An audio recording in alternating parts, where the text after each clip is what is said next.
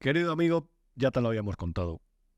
El viernes 19 de julio estaba citada en el juzgado de Plaza de Castilla Begoña Gómez, la mujer del presidente, la emperatriz de España y la presidenta del gobierno, incluso hasta del imperio de ultramar. Fue citada hace 15 días, pero digamos que dijeron que por fallos del procedimiento a la hora de recibir la información sobre los temas por los asuntos por los que había sido citada en el juzgado, se aplazó la declaración 15 días. Y hoy, una vez más, ha asistido ahí, ha entrado por la puerta del garaje la señora Gómez, y cuando se ha plantado delante del juez ha dicho que no declara, que no tiene nada que decir, que se acoge a su derecho a no declarar. Esperaban los periodistas y los que han rodeado, los expertos que han estado alrededor de este procedimiento, que a lo mejor a su abogado o incluso al fiscal le podía responder las preguntas, incluso las del juez. Pero ella ha dicho que nada de eso, que sus labios están sellados. Es decir, que el juez investigue y que posteriormente archive la causa o que le acuse de algo. Se puede decir que ha ganado tiempo, puede ser, o se puede decir algo que por lo menos hasta ahora a lo mejor tú también piensas, y es que se ha reído de todos los españoles. Aquí vemos cómo entraba al juzgado, en la Plaza de Castilla, madrileña, rodeada y escoltada anteriormente por algunos vehículos, dentro de un dispositivo policial que una vez más ha vuelto a ser inmenso. Eran las 8:30 de la mañana cuando los periodistas que estaban desplazados allí para hacer su trabajo eran apartados de todos los lugares de la plaza, incluido de la puerta del juzgado, y empezaban a llegar lecheras de policía y a ellos les situaban en una especie de glorieta, una raqueta que hay ahí que está alejada del lugar de los hechos. Ella ha entrado por el garaje, ha pedido que no se filme la declaración, no ha querido dar el paseillo hasta la puerta del juzgado, es decir, básicamente lunas tintadas y escondida, y con la policía de Grande Marlaska delante y detrás, y los periodistas fuera, no sé, vaya a ser que se cruzaran con ella. Posteriormente, al término de su no declaración, por cierto, la otra vez, 3 plantas de los juzgados, 24 juzgados, mientras estaba, me refiero a hace 15 días, mientras Begoña Gómez estaba en esas dependencias, se cerraron temporalmente hasta que ella abandonó la sede de los juzgados. Cuando muchas veces los ciudadanos se preguntan por el mal funcionamiento de la justicia y por los retrasos, a lo mejor alguno tendría que recordar este día, el día en el que la mujer del presidente, que ni es consorte, ni ostenta ningún cargo oficial, ni tiene ningún tipo de representación asignada, el día que ella fue para declarar por sus asuntos particulares, 3 plantas del juzgado dejaron de funcionar, 24 juzgados, 25 casi. Y hoy ha vuelto, y hoy se ha vuelto a reproducir ese enorme dispositivo, pagado por todos los ciudadanos. Ya un servidor ha preguntado a través del buzón de transparencia, el portal de transparencia, cuánto dinero ha costado eso, cuántos efectivos se desplazaron, cuánto van a cobrar esos policías, qué impacto ha tenido sobre el coste de los juzgados, sobre el retraso de los casos que se hayan podido producir esta mañana. ¿Qué impacto ha tenido eso? Veremos a ver cuál es la respuesta. Ya te digo yo que me lo van a ocultar. Pero bueno, aquí tenemos a la salida del juzgado, ha hablado su abogado y ha dicho lo siguiente. El juez dictó un auto tras al menos 4 escritos pidiendo que explicara cuál era el objeto del procedimiento, y en ese auto el juez señaló que es objeto de investigación todos los actos, todas las conductas y todos los comportamientos de mi representada desde que su cónyuge es presidente del gobierno y en relación con la denuncia inicial de Manos Limpias. Yo te recuerdo lo que ha pasado hasta el momento. Manos Limpias presentó una denuncia, posteriormente empezó una campaña de la verdadera máquina del fango de este país, que es la que manejan los medios de comunicación satélites de Pedro Sánchez, muchos, poderosos, algunos como la cadena SER y el diario El País, y a partir de ahí se empezó a decir que era un sindicato ultraderechista, que todo estaba basado en recortes de papeles de periódicos y que era una denuncia poco menos que ilegítima. Cuando el juez de repente dijo: voy a encargar un informe a la UCO y voy a investigar a Begoña Gómez, sin revelarlo a la opinión pública, que ella tenía la condición de investigada, de imputada, el presidente del gobierno presentó su famosa carta a la ciudadanía. Me tomo 5 días de descanso y voy a sopesar si dimitir o seguir, cuando no había tal reflexión porque él quería seguir y él quería aprovechar esta circunstancia para victimizarse y sobre todo para aplicar un rejonazo a los críticos del que posteriormente hablaremos y te explicaremos en este programa. Ahora, 15 días antes de este día en el que estás viendo este programa, viernes, el día del estreno, Begoña Gómez fue llamada por el juez. Y como no había tenido constancia de una de las querellas que se han presentado dentro del conocimiento del procedimiento, le dijo el juez Peinado que volviera en 15 días. Y hoy ha vuelto, y ahí tenéis al abogado, ahí tienes al abogado, diciendo que ya conocen realmente cuál es lo que se investiga. Las actividades desde que su marido fue nombrado presidente del gobierno. Las actividades profesionales de Begoña Gómez, quiero decir. Y ahora que lo saben, ella dice que no declara. Y ahora que lo saben, llega Félix Bolaños, el ministro de la cosa, el ministro encargado de los asuntos un poco turbios, y dice que se ha sometido a Begoña Gómez a una persecución injusta y cruel, y considera que la investigación, la causa se archivará. Si es inocente, por supuesto se archivará. Si no lo es, continuará. Ahora bien, en caso de que se archive, ¿también van a dudar de la legitimidad del juez para archivarla? ¿O en ese caso les va a venir bien? Porque es lo que han hecho durante este tiempo. Dudar del juez, perseguir al juez, denunciar al pseudo sindicato ultraderechista por presentar una denuncia basada en recortes de prensa. Por cierto, no la única que se ha hecho así, por supuesto. Muchas veces esas denuncias a partir de publicaciones periodísticas han provocado investigaciones y procesos muy interesantes. Por ejemplo, la del caso Mascarillas. A partir de recortes de publicaciones, por ejemplo, que firmó Servidor, con algunos buenos periodistas como Gonzalo Laruce o como Alberto Sanz. ¿Ahí qué pasa? ¿Esos recortes de prensa tampoco eran válidos? Los recortes de prensa muchas veces inician investigaciones y esas investigaciones son completamente legítimas. Otra cosa es que luego lleven a encausar a alguien, a acusarlo o a condenarlo, porque a lo mejor de esas investigaciones surge que es inocente. ¿Y qué? Es la justicia, es el funcionamiento del Estado de Derecho, es lo normal y es lo habitual. Están intentando desacreditar a este juez porque está investigando sobre Begoña Gómez, a partir, además, de indicios o de sospechas. Correcto. Pero veamos lo que ha dicho el abogado al salir del juzgado también. Y por lo tanto, nuestra posición es, siguiendo el auto de la Audiencia Provincial, que este procedimiento carece de objeto alguno en este momento. Sobre todo porque después del auto de la Audiencia Provincial, las diligencias que se han practicado no han aportado nada, todo lo contrario. Los dos atestados de la UCO, de la Guardia Civil, terminan señalando la inexistencia de irregularidades. El abogado de Begoña Gómez fue ministro del PSOE. Es decir, a lo mejor no lo sabías, pero Antonio Camacho lo fue. Fue el abogado del Faisán, entre otros. Es decir, que este señor tiene experiencia en manejar asuntos judiciales complejos, entre comillas la palabra complejos. Pero ahí lo tienes. Dudan de la legitimidad del procedimiento. Echan fango, echan barro sobre el juez. A cualquiera de nosotros nos puede citar un juez como investigados. Hay casos, múltiples casos, en los que así se ha producido. Entonces, consiste básicamente en ir al juzgado el día de la citación y si tú consideras que lo que está investigando el juez no tiene sentido, lo demuestras. Y si eres inocente y no estás directamente relacionado con la causa, no pasa nada. Te vas a tu casa con la causa archivada y no hay ningún problema. Y si has hecho algo que está en contra de la ley, pues a lo mejor te metes en algún problema. Porque a lo mejor no lo tenías que haber hecho.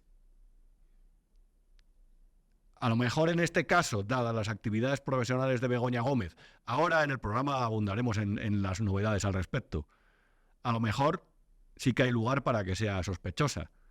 Y a lo mejor un juez valiente, como es Peinado, como muchos jueces en este país, por cierto, a lo mejor lo que está intentando es comprobar que ahí no ha habido irregularidades.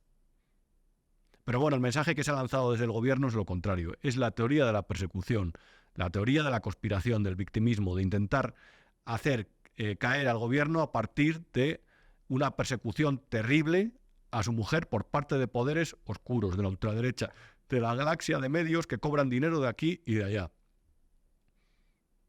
Y están para dar ejemplo ellos. Echado un vistazo a donde llevaba esta mañana El País, la noticia de Begoña Gómez.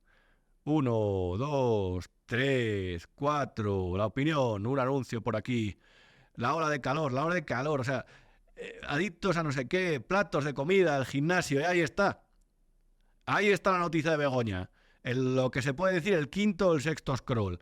Tenías que pasar 10 segundos bajando por la página del País para enterarte de que Begoña Gómez había ido al juzgado y no había declarado. El País, editorialmente, en su web, consideraba que esa noticia tenía solamente esa importancia. Que vale, que puedes decir, ha habido una caída de los sistemas de Microsoft en todo el mundo y ha habido problemas en los aeropuertos. Correcto, vamos a ponerla por arriba porque nos parece más importante. Que a lo mejor la situación de Joe Biden en Estados Unidos o la convención republicana con Donald Trump también valía importancia, correcto. Pero que es que has visto noticias ahí de la ola de calor. En julio hace calor, terrible noticia. Noticias de gastronomía, noticias de gimnasio. Que es que han puesto la noticia en el faldón de la página prácticamente. Esos son los medios que le gustan a Pedro Sánchez, ¿verdad? Esos son los medios, o esa parte del Estado que es legítima, esa parte del Estado que informa bien y esa parte del Estado que no conspira para hacer caer a los gobernantes que lo único que intentan es que nos vaya bien y que el país evolucione favorablemente. Todo esto es una patraña, todo esto es una mentira y todo esto es una actitud propia de un gobierno peronista y de un sistema mediático que desde luego es convenido. Te vamos a ofrecer en este programa número 13, de lo que no te han contado, diferentes claves sobre este caso y sobre la que se ha desatado la tormenta que ha aprovechado Pedro Sánchez para desatar sobre los medios de comunicación y sobre los críticos, aprovechando que su mujer, por sus actividades profesionales, está investigada por un juez. Y hoy ha ido este viernes a Plaza de Castilla y de repente ha dicho que no ha declarado. Se han reído 15 días de nosotros. Como yo te digo siempre, soy Rubén Arranz, escribo en el diario El Independiente y aquí todos los viernes a las 9 de la noche podrás ver este programa dentro de esta gran casa, generosa siempre, que es V1 Media. Vamos allá. Yo no sé lo que opinas, pero yo a estas alturas, la verdad, es que empiezo a sospechar que el Partido Socialista Obrero Español, el partido principal de Moncloa, el partido del presidente del gobierno, se encuentra en una etapa que podemos definir como la denegación de la realidad. Esto es un fenómeno psicológico, psiquiátrico muy común, que básicamente lo que consiste es en ignorar determinados sucesos que han ocurrido a tu alrededor para intentar evitar el dolor. Es decir, esto es lo de la viuda del muerto que de repente un día espera que entre por la puerta, o lo del novio al que le deja a la mujer que quiere y espera que un día vuelva con él. Aquí parece que todavía se piensa en el PSOE de que no hay nada alrededor de Begoña Gómez. Y en el gobierno, por supuesto, mentaba antes a Félix Bolaño, chico para todo, ministro para todo, el chico de los recados, el desatascador, fontanero de fontaneros. Todavía todo esto se piensan que todo esto es parte de una persecución, de una conspiración, o por lo menos es lo que transmiten. Y a lo mejor están negando la realidad, porque a lo mejor hay varios asuntos alrededor de Begoña Gómez que desde luego le hacen sospechosa, no culpable, reitero, sospechosa. Y todo lo que sea no verlo o no querer reconocerlo es negación de la realidad. Hay lugares como las clínicas psiquiátricos que se utilizan muchas veces para que estas personas se tranquilizan y reciban el golpe, ese aterrizaje en la realidad de una forma no traumática, porque es verdad que muchas veces las personas que padecen este síndrome les viene de repente el golpe y no lo pasan bien, ¿eh? Es decir, hay gente que lo pasa muy mal, entra en fuertes depresiones después de volver a tomar contacto con la realidad y aceptar que la novia la ha dejado, o se ha muerto el marido o la mujer, o que Begoña Gómez está investigada por algo. Ella hoy se ha acogido a su derecho a no declarar, es decir, es un derecho, está bien. Pero es que el Estado de Derecho no solamente funciona a partir de los derechos y las obligaciones que queremos. Hay un marco legal, hay unas instituciones y hay que respetarlas en todos los casos. Y si un juez te llama a declarar y si un juez te está investigando, por lo menos tienes que tener una actitud colaborativa, o por lo menos de no negarle al juez la legitimidad para ejercer esa investigación. O por lo menos de no mandar a tus mariachis mediáticos a la que despotriquen contra esta persona. Es que han ido hasta la casa que tiene en Ávila el juez Peinado a grabar un vídeo. Es que le han dicho que tiene 2 DNIs. Es que es pura extorsión lo que le han hecho. Es que van diciendo constantemente, cada día, que esto es una investigación prospectiva, es decir, prácticamente creada para encontrar pruebas que incriminen a Begoña Gómez, que lo han dicho ministros, que lo ha dicho aquí, como podemos ver, el más rockero de todos, que es Óscar Puente, antiguo alcalde de mi ciudad. Fijaos este titular. El deseo de Puente sobre el caso Begoña Gómez. Esta noticia apareció ayer en El Independiente. Esto desea Puente. Espero que algún órgano superior cierre la investigación. Algún órgano superior. Un órgano corporal, a lo mejor. Es decir, está actuando el juez con el estómago, con bilis, y espera que lo cierre la cabeza. Un órgano superior se refiere a la audiencia provincial. Óscar Puente dice que ha sido 20 años abogado, por cierto. Podría ser más concreto. ¿Qué se refiere a la audiencia provincial? ¿Qué se refiere a que con el paso de los años esto caiga en el Tribunal Constitucional y puedan alegar indefensión durante el procedimiento? ¿Estará Conde Pumpido todavía? Que es el que está apañando temas como el de los ERES de Andalucía. Lo de Chávez y Griñán es una forma, en realidad, de reescribir la historia, de limpiar de la sombra de la corrupción a gente de los suyos. Es una parte de memoria democrática, realmente, desde la más profunda antidemocracia, que es poniendo a alguien como Conde Pumpido al frente del Tribunal Constitucional. Está siguiendo la agenda que le han marcado que le conviene al Ejecutivo, punto por punto. Y lo de los ERE de Andalucía es una muestra perfecta de cómo esta gente cree en el Estado. En realidad cree que el Estado es suyo. Y en realidad, cuando el Estado reacciona contra ellos o contra sus acciones, o les considera sospechosos de algo, o por lo menos relacionados con algo que a lo mejor no está bien, se extrañan, se sorprenden, tiran de peronismo. Hacen como los Kirchner, cuando empezaron a investigar a su entorno y lo negaban. Y la emprendían contra la prensa, contra los jueces, contra la oposición. Todos siempre responden a intereses oscuros. Hay algo de verdad que a mí siempre me sorprende. Es la capacidad de alentar teorías de la conspiración, hablar de factores oscuros, de lo inconcreto, de lo desconocido, de lo que no se ve, pero existe, de empresarios, de intereses económicos, fondos de inversión, grandes fortunas, planes que tienen las élites. Esto es pura ignorancia, es superchería, esto ha existido toda la vida y hasta juega esta gente. ¿Por qué? Ese es el gran problema, porque hay gente que se lo cree. Lo que yo creo es que en este caso han calculado mal. Porque ahora ellos realmente se enfrentan a una situación muy singular. Es que yo creo que cada vez más la opinión pública les va a ir quitando el apoyo. O por lo menos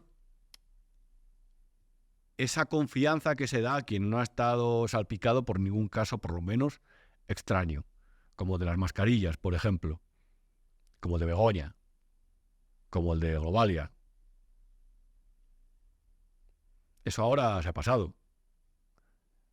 Y ahora, desde luego, en una campaña electoral no podrá citar Pedro Sánchez aquello de que los albises, los Vox, los Partido Popular constituyen un frente único de derecha y ultraderecha que en realidad es de ultraderecha, como lo de las manzanas en la cesta, que se pudren o se contaminan. Porque ahora realmente Vox ha roto los gobiernos autonómicos. Ahora son dos cosas diferentes. A ver de qué le acusa en la próxima campaña electoral a Feijóo Pedro Sánchez. Y a ver de qué le acusa a Abascal. Y a ver cómo utiliza el factor albise. Todo esto es muy significativo, desde luego. Pero al final yo lo que creo es que a partir de situar en el terreno de los enemigos, de las fuerzas oscuras, del fascismo, de la fachosfera, a todo aquel que pone el dedo para señalar a un lugar en el que le parece que hay algo extraño, y en ese lugar hay algo del PSOE, a aquel le están criminalizando. Le están tildando de derecha, de ultraderecha, de fascista, y de responder o de actuar como bulero, como dicen ahora, o de parte como sicario de algo oscuro. Y no, aquí no hay nada oscuro, aquí hay un juez que investiga, por ejemplo, y en el de las mascarillas también. Y que personajes como Cueto, o como de Aldama, o como Ábalos, o como Coldo, o como la relación, las reuniones aquellas de Hidalgo a las que fue Begoña Gómez, Hidalgo el de Globalia, Europa, a las que fue Begoña Gómez, ahí hay un conglomerado de personas, alguno de ellos presente en el caso del Seagate, alguno también relacionado con el caso de Plus Ultra, la aerolínea venezolana. Ahí hay un conglomerado de gente que a lo mejor tiene que responder algunas preguntas. A lo mejor cuando un juez o unos jueces, un tribunal, entran en esos casos, lo que hay que hacer realmente es celebrarlo, no empezar a hablar de teorías de la conspiración. Básicamente Begoña Gómez esta semana se ha visto un par de frentes en los que también está implicada, que yo creo que merece saber. El primero es el de Barrabés. Barrabés fue este lunes a declarar al juzgado como testigo y declaró que Pedro Sánchez asistió a 2 reuniones con él y Begoña Gómez. Dentro de esta pieza de mi compañera del Independiente, gran periodista Irene Dorta, se explica que él estuvo, Juan Carlos Barrabés, el empresario al que recomendó Begoña Gómez, le firmó unas cartas de recomendación, como ellos mismos han dicho, a la hora de concurrir a una licitación en Red.es, otra empresa pública. Carlos Barrabés estuvo en el juzgado el otro día. Carlos Barrabés enfermó hace unas semanas. Una enfermedad tropical, dijeron. De repente le había sobrevenido algo que le había hecho estar en un hospital madrileño prácticamente aislado del mundo. Y el otro día le tocó ir al juzgado.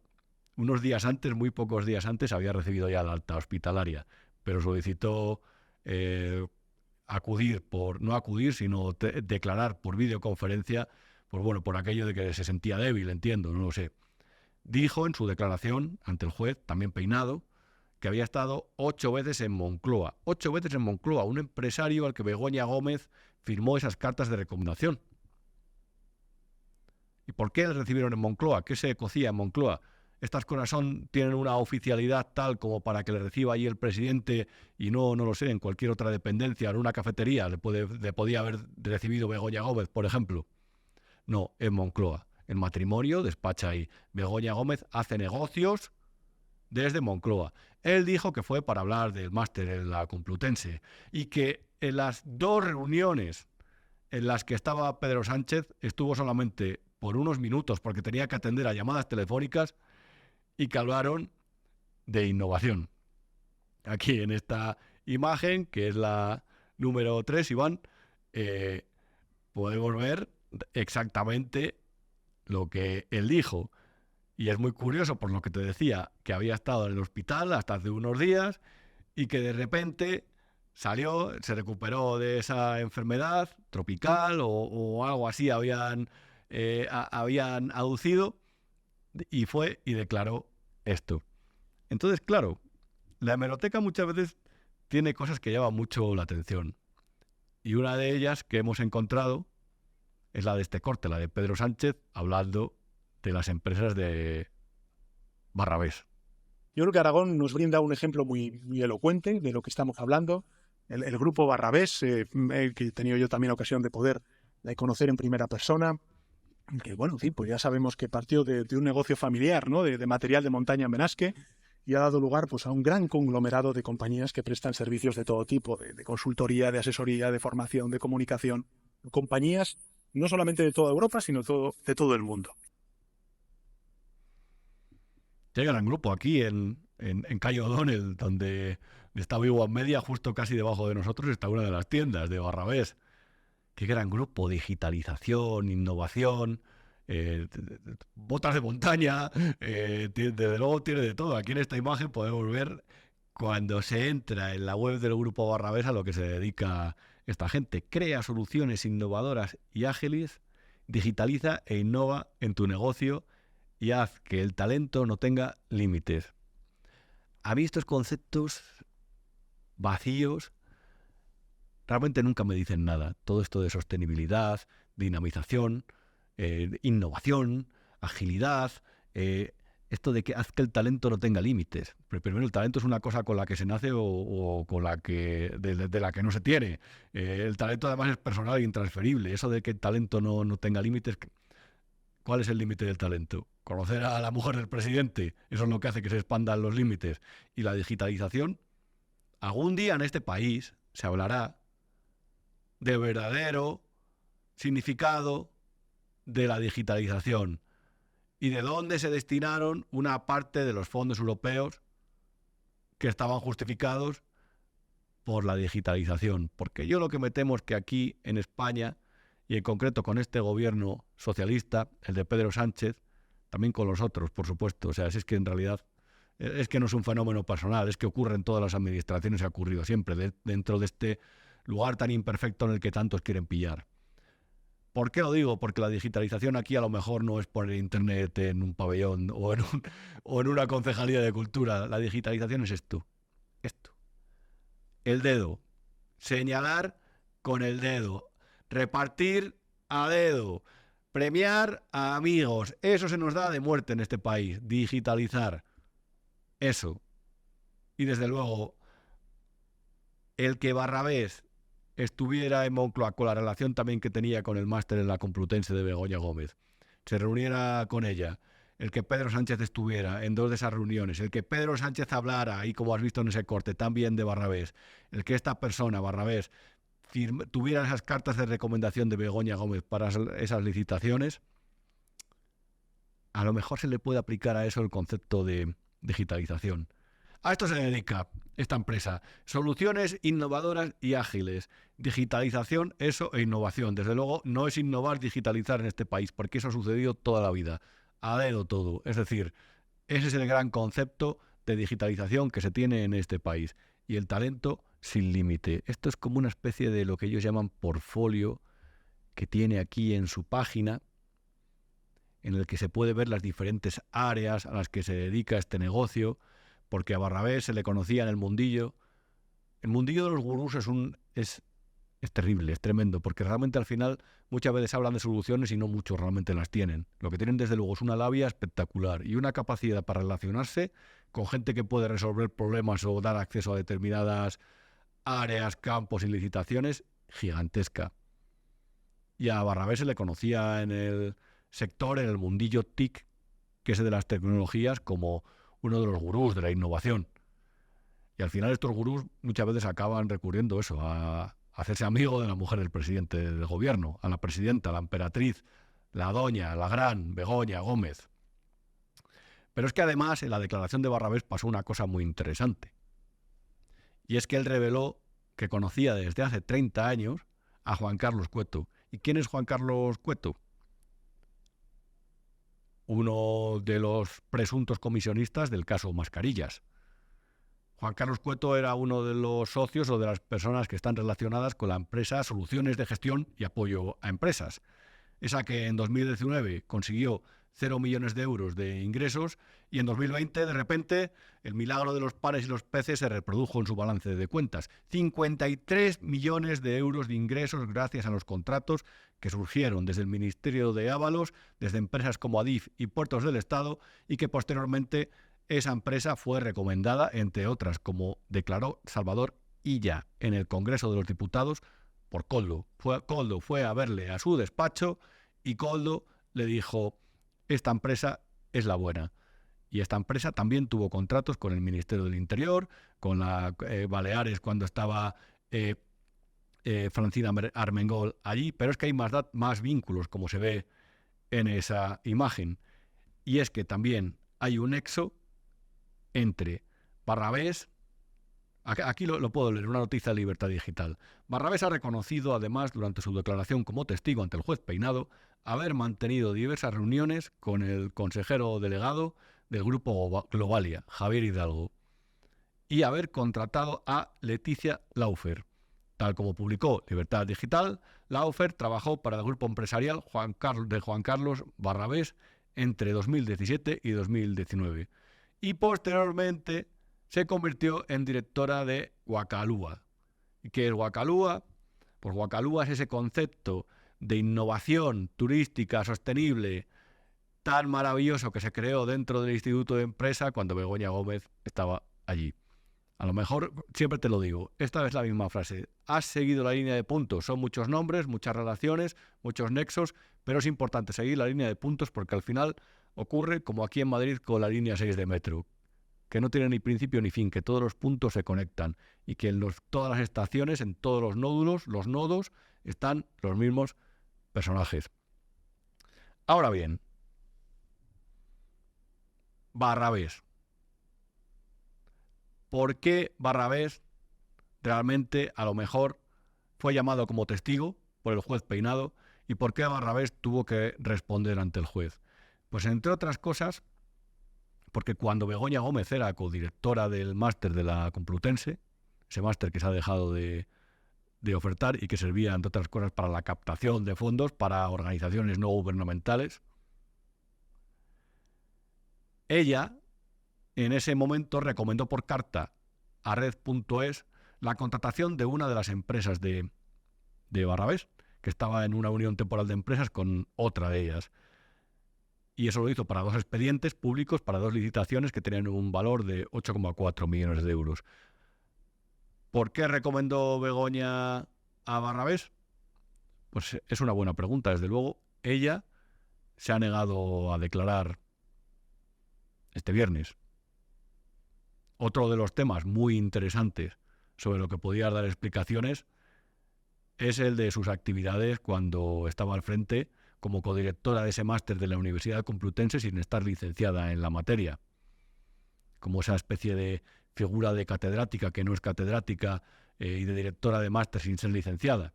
Como ese puesto que también se debe a la digitalización, que es la de nombrarla a dedo, por el que supongo que el rector de la Complutense a lo mejor tendrá que dar muchas más explicaciones internas y externas en el futuro. En esta imagen podemos ver otra información del Independiente que se ha producido, se ha publicado, se ha difundido esta semana y que se suma a la larga lista de noticias que tienen que ver con esta universidad que se han visto durante las últimas semanas. La Complutense investiga actualmente más de 100.000 euros destinados a la cátedra de Begoña Gómez. 100.000 euros en contratos. Y en una parte de ellos está la sombra de la apropiación indebida. Porque hay uno de los contratos, como publicó el Independiente y también ha publicado el Confidencial, que realmente no se sabe si el dinero asociado a ese proyecto, el proyecto que se desarrolló, lo registró posteriormente Begoña Gómez a nombre de una empresa de la que es socia y propietaria. El delito de tráfico de influencias es mucho más complejo de demostrar, como dicen los juristas, como se les ha escuchado estos días y como yo he hablado con ellos. Pero el de apropiación indebida es mucho más sencillo. Es una lástima que hoy Begoña Gómez a lo mejor no haya querido responder a las preguntas del juez con respecto a este asunto. El caso es que a la universidad ni Gómez, ni el otro codirector de la cátedra, ni la consultora Deloitte, que era una de las destinatarias de ese dinero, de una parte de esos 100.000 euros, han querido responder a los requerimientos de la universidad pública. Lo público es pagado por todos y lo público lo pagas tú con el sudor de tu frente, con tus impuestos, y lo gestionan estos. Y algunas veces lo hacen, muchas veces, no en función del interés general, de lo que interesa, de lo mejor para el contribuyente, sino a favor de ellos mismos, de su bolsillo, de sus intereses, de sus amigos, de sus comilitones y de su gente. Eso lo que explica es que existan redes clientelares. Y esas redes clientelares, reitero, no se financian con el dinero de otras empresas, porque lo privado, cada cual puede meter el dinero donde quiera.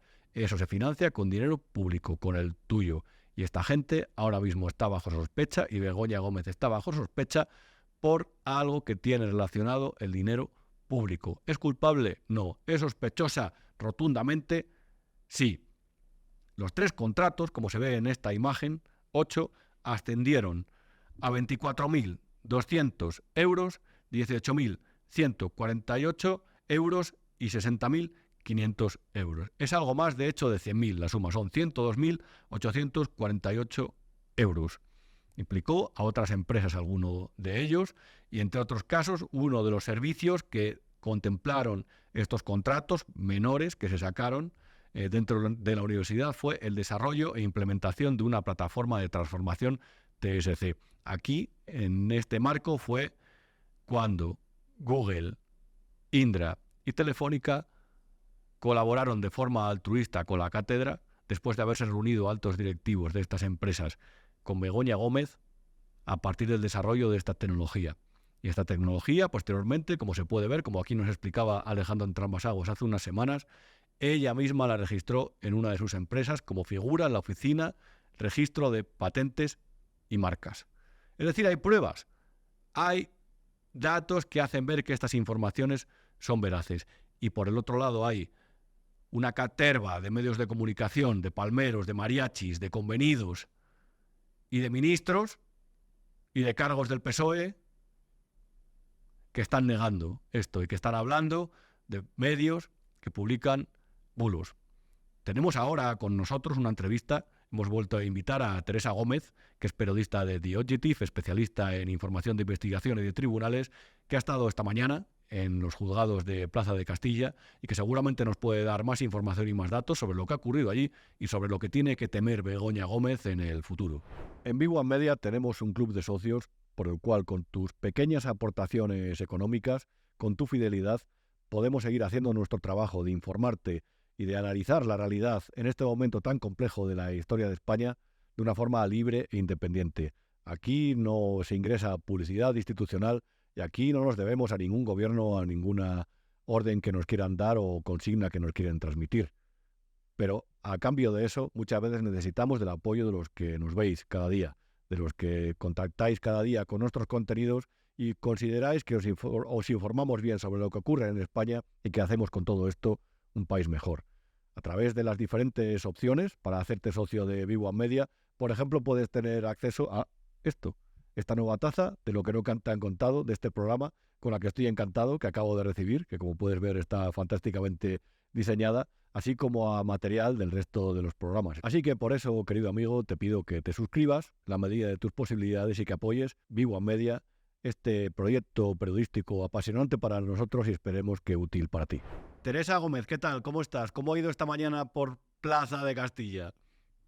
Pues prácticamente hemos perdido toda la mañana porque la mujer del presidente Begoña Gómez no ha declarado, por supuesto, y ha estado solamente en torno a 10 minutos, ha llegado tarde, estaba citada para declarar a las 10 de la mañana y ha llegado ya pasadas las 10 de la mañana y a las 10:15 estaba abandonando los juzgados porque ha decidido no declarar ni ante el juez ni contestar a las preguntas del fiscal, ni siquiera de su propio abogado, que eso sí que me resulta curioso porque siempre cuando se llama a un imputado, es cierto que se puede acoger a su derecho a no declarar y a no declararse culpable y por tanto no responder ni a estas partes que acabo de indicar, ni tampoco a la de las acusaciones populares ni particulares, pero sí que suele responder a las preguntas de su abogado para exculparse, ¿no? Y en este caso no ha querido ni siquiera responder a las preguntas de su propio letrado y seguramente sea porque sabe que si lo hace, pues puede ser que se le imputen nuevos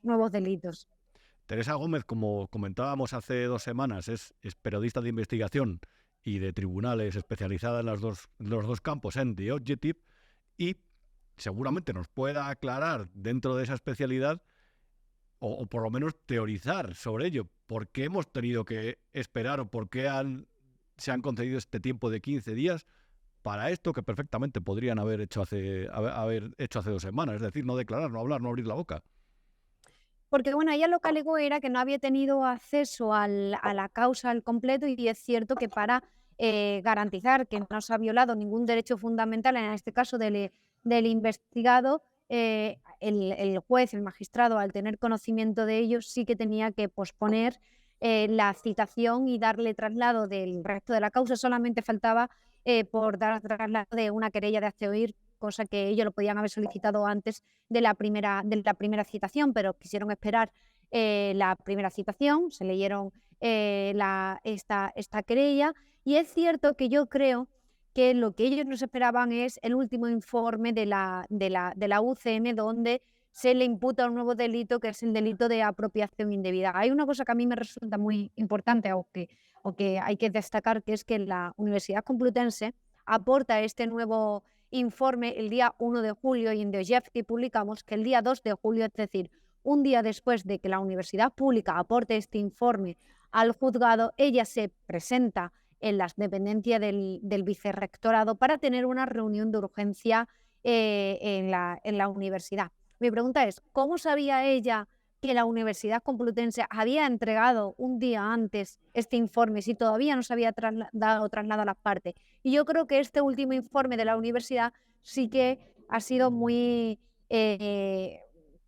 importante, ¿no? Y incluso sí que le ha podido hacer llevar a no querer declarar para, como se podría decir popularmente, no meterse en más líos, ¿no? A mí me resulta, ya te digo, muy curioso, porque nunca lo hemos visto, o sea, o yo lo he visto en muy pocas ocasiones que el imputado ni siquiera responde a las preguntas de su propio abogado, o sea, ni siquiera en la trama Villarejo, en cualquiera de estas tramas de corrupción, siempre han respondido a las preguntas de su propio abogado para exculparse, ¿no? Y si ella no ha querido hacerlo así, es porque sabe que se podría perjudicar a sí misma, ¿no? Si lo hace, y eso quiere decir que, porque bueno, pues quizás sí que haya indicios más que suficientes para continuar con la instrucción.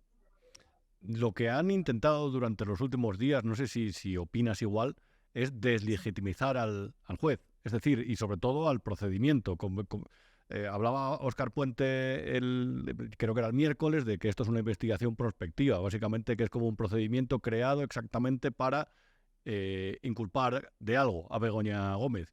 Y ya no solamente también el juez en sus escritos, que ha llegado a criticar la insistencia del fiscal, ya no solamente también porque los medios de comunicación afines han llegado a publicar mentiras sobre, entre otras cosas, los 2 DNIs del juez Peinado.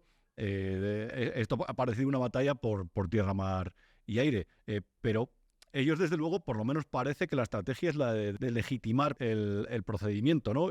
¿No puede ser también esto de no declarar una parte también de esta estrategia de, bueno, este juez prácticamente es como una especie de lobo solitario que actúa al margen de la ley, o por lo menos es lo que nos están diciendo, ¿no?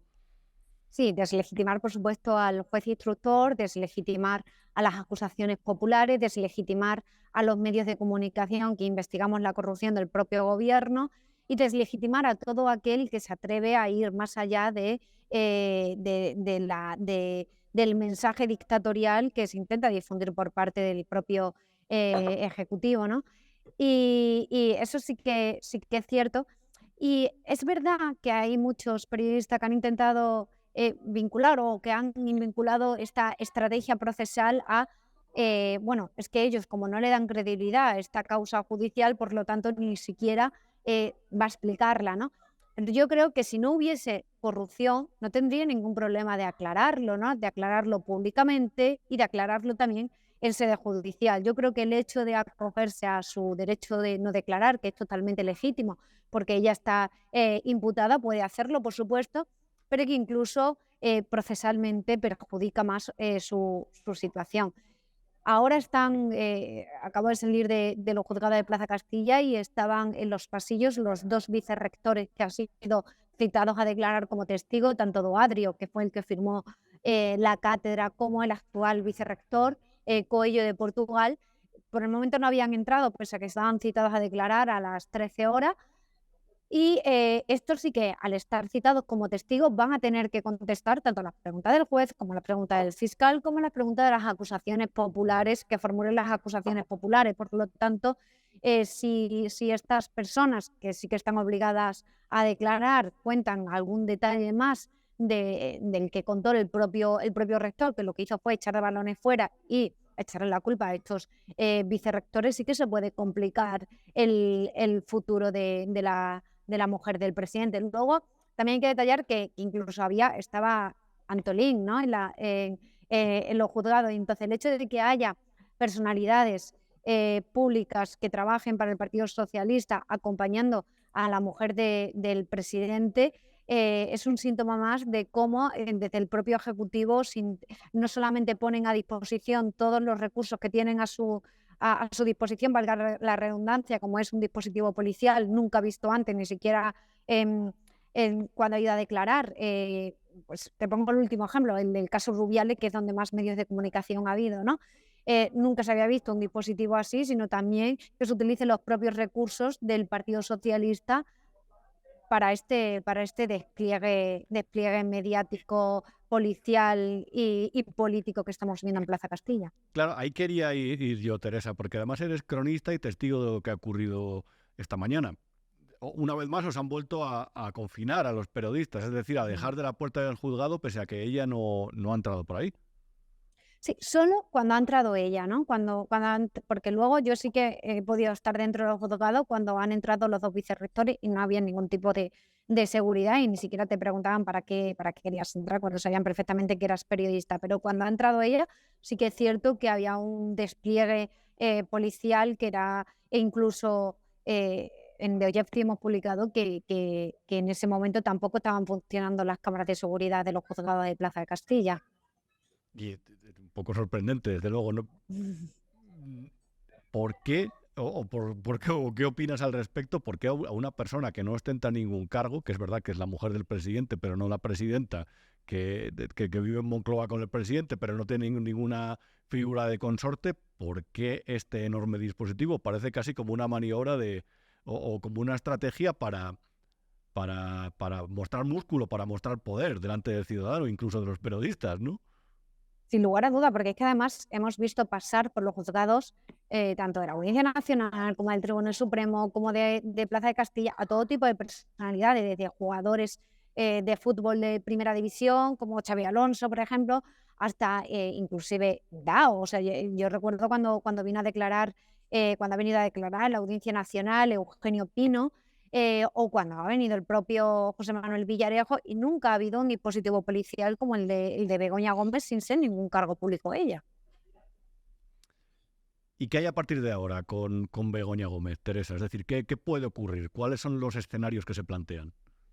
Pues a ver, las acusaciones populares van a pedir que se cite a declarar a Pedro Sánchez. Yo creo que el juez no tiene compatibilidad para poder citar a Pedro Sánchez porque él está aforado ante el alto tribunal y por lo tanto tendría que ir en todo caso al Tribunal Supremo, ¿no? En el caso de que fuese imputado, ¿no?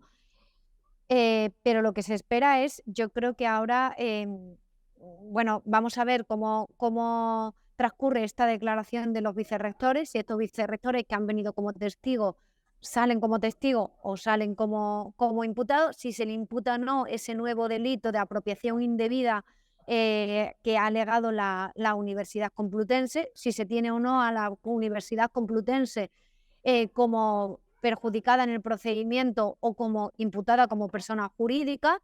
Y yo creo que ahora los próximos pasos del juez van a ir más por esta parte de la Universidad Complutense y tenemos que tener en cuenta que luego hay otras investigaciones como es la de Globalia o como es la del propio Barrabés que también, por supuesto, tienen que continuar su curso. Teresa Gómez, periodista especializada en investigación y en tribunales, te leemos y te leeremos en The Objective. Muchas gracias una semana más por estar con nosotros en Lo que no te han contado aquí en Big One Media. Muchísimas gracias a ti, Rubén, por invitarme. Todo esto de Begoña Gómez ha sido la excusa que ha utilizado el presidente del gobierno, su partido, con la complicidad de Sumar, de Yolanda Díaz, que yo creo que busca caso, atención, dar algún titular. La pobre a lo mejor está lacónica, deprimida, porque en Galicia no la votaron, porque las europeas tampoco, porque las catalanas ni la vieron, porque se ha tenido incluso que esconder después de los resultados electorales porque es un completo fracaso, porque en Podemos la odian, porque en su partido también tiene oposición interna, porque en el PSOE la quieren aplastar, y ella está apoyando este plan, que es el de regeneración democrática, como él dice, que Pedro Sánchez ha lanzado después de que surgiera el escándalo de Begoña Gómez,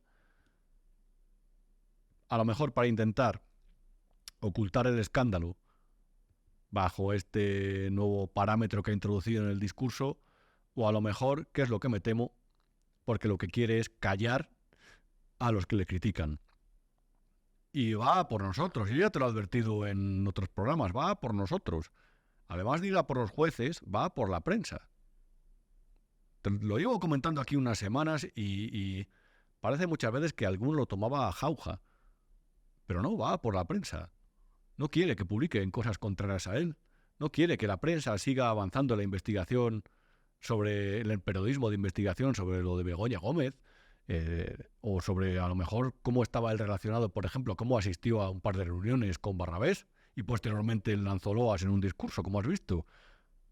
O a lo mejor porque todo el caso Mascarillas le preocupa, o el tema de lo que se hizo con el rescate de Globalia con fondos europeos y con préstamos del ICO, que es el Instituto de Crédito Oficial Público, que fue el que avaló a esta empresa.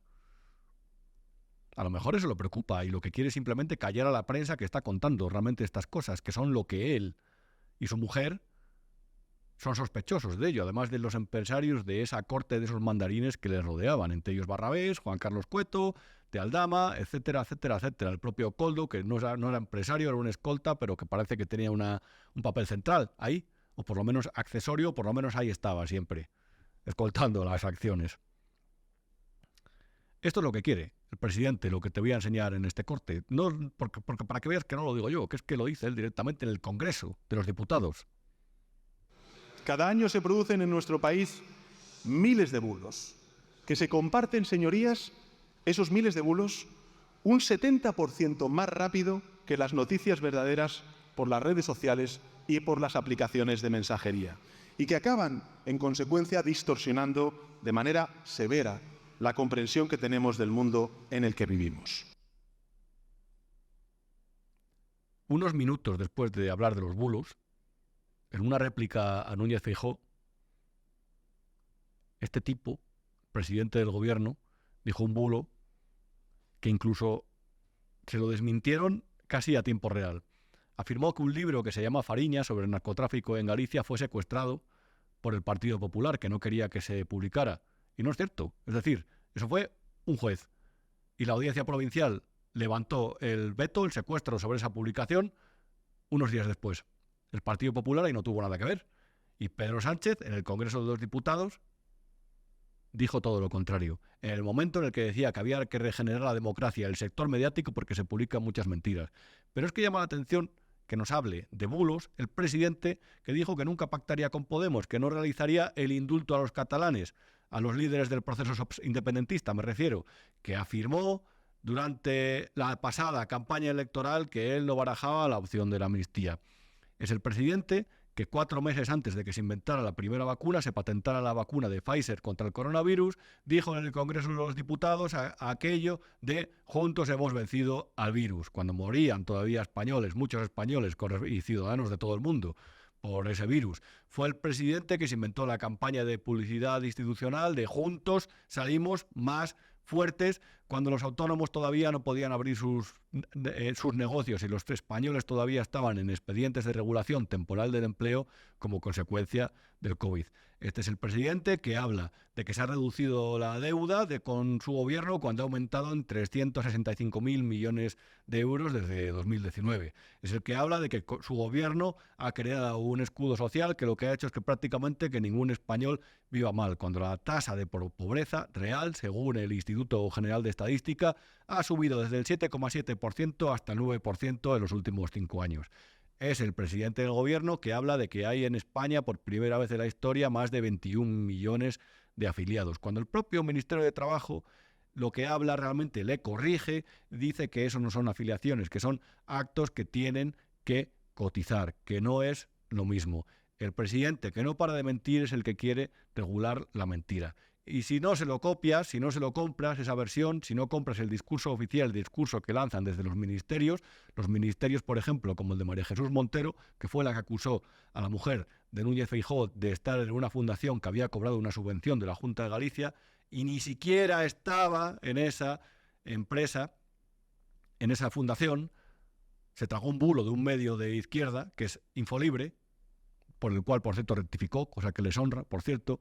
Esa gente que se traga esos bulos y que los difunde y que constantemente recurre a la mentira, al embuste, a la media verdad, a la ocultación y al renuncio como forma de gobierno dentro de esa estrategia de mantenerse en el poder pese a todo, esta gente es la que te acusa a ti de mentir, la que nos acusa a los medios que no compramos ese discurso de ser fachosfera, de ser desleales con la democracia.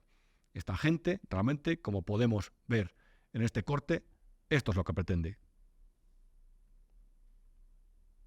Esos bulos han logrado, por ejemplo, que el 18% de los españoles y españolas considere que nuestra economía está en crisis, cuando en realidad es una de las economías más prósperas en Europa y que encadena ya 15 trimestres consecutivos de crecimiento económico. Los bulos, señorías,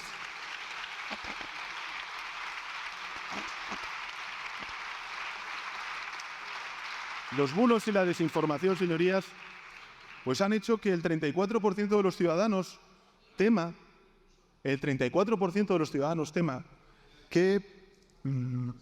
que alguien ocupa su casa. Es decir, básicamente, si denuncias que los españoles viven peor que hace unos años, que se han enfrentado a inflación de los alimentos, que los salarios no se incrementan salvo el salario mínimo interprofesional, que el país está en una situación compleja, que las familias están con el agua al cuello, que el desempleo juvenil está en la cabeza de la eurozona, que han emigrado jóvenes que, según un informe que publicó el BBVA a principios de este año, se llevan en valor de la producción de alto nivel, de alta capacidad que son capaces de hacer. Eso equivale a muchos cientos de millones de euros anuales que pierde el país. Si tú denuncias todo eso, eres fachosfera. Si tú denuncias todo eso, lanzas bulos. Si tú no celebras los datos manipulados, las medias verdades sobre la economía que dice el gobierno, lo que estás haciendo es mentir a la sociedad y, por lo tanto, el gobierno lo que quiere es tomar represalias contra ti. Si tú además denuncias el sinsentido de leyes como la que permite la ocupación de viviendas y a partir de ahí que el dueño de esa vivienda no se le respete la propiedad privada, que es lo fundamental en una sociedad desarrollada, el que se respete la propiedad privada y el que haya seguridad en la calle, la seguridad jurídica también. Si tú reclamas que esa ley es un escándalo, que debería modificarse para que echen al que entre en tu casa de forma ilegal, para quedarse a vivir, en cuanto la policía llegue, eres fachosfera, lanzas bulos. Él habló de que el 0,06% de las viviendas de este país están ocupadas. Eso son casi 16.000 viviendas. ¿Qué hacemos con esos propietarios? ¿Eso no es un problema? Si lo decimos, estamos lanzando bulos.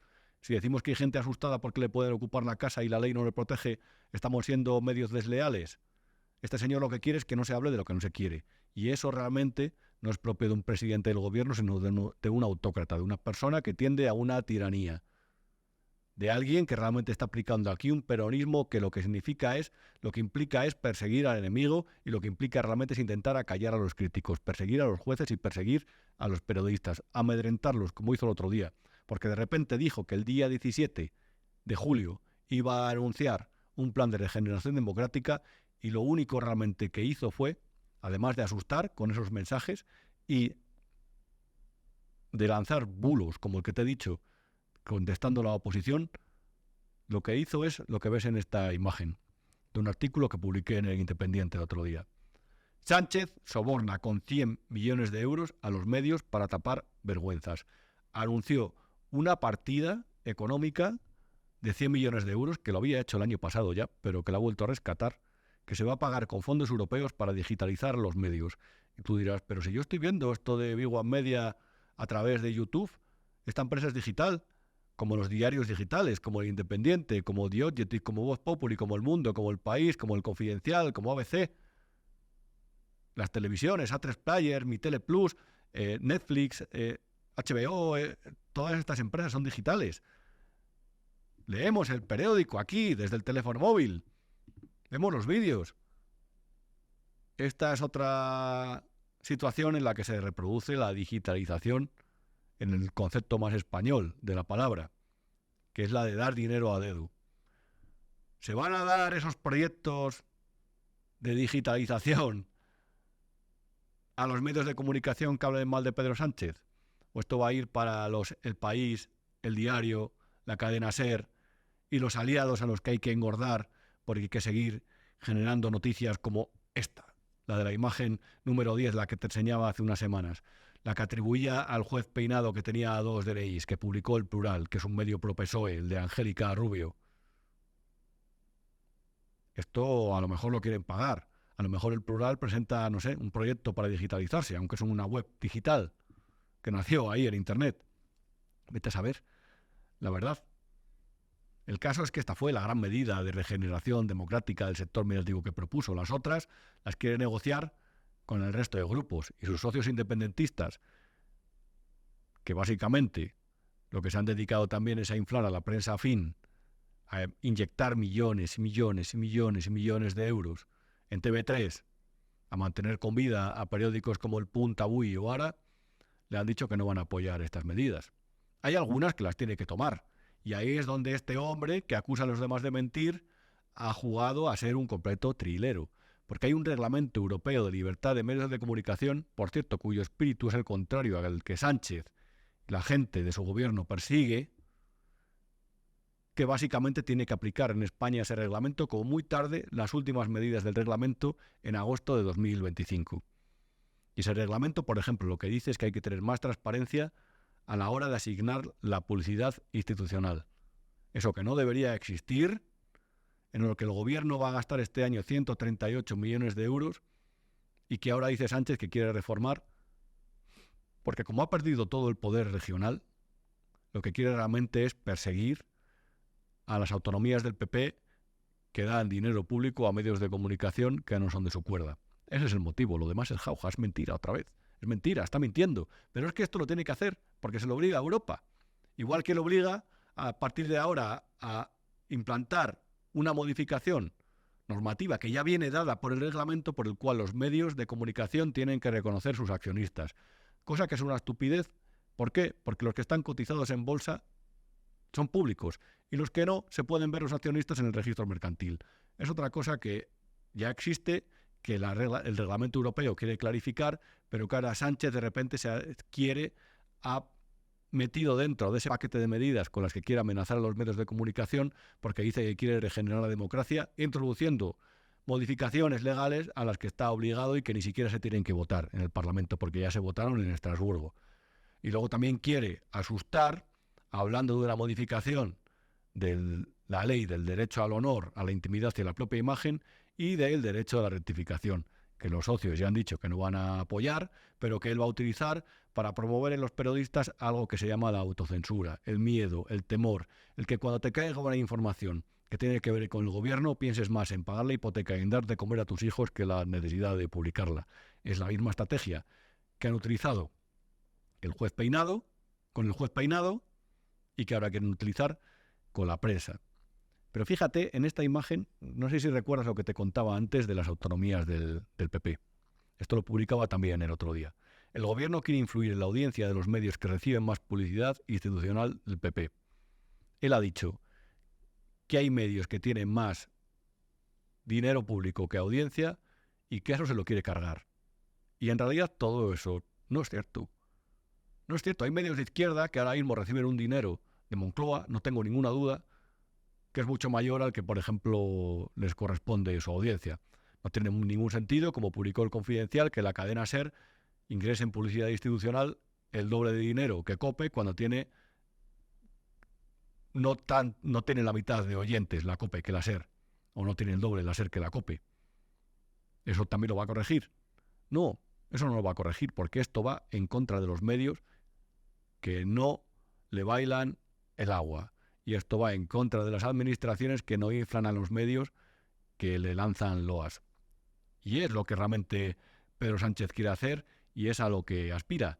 Y todo esto, reitero, esta campaña surgió después de aquella carta lamentable, melodramática, melancólica, en la que se decía que se tomaba 5 días de reflexión, cosa que no había nada que reflexionar porque él quería seguir como presidente, y de repente va un lunes por la mañana y nos dice que quiere regenerar el sector de los medios de comunicación como un plan para limpiar la democracia de las fuerzas oscuras.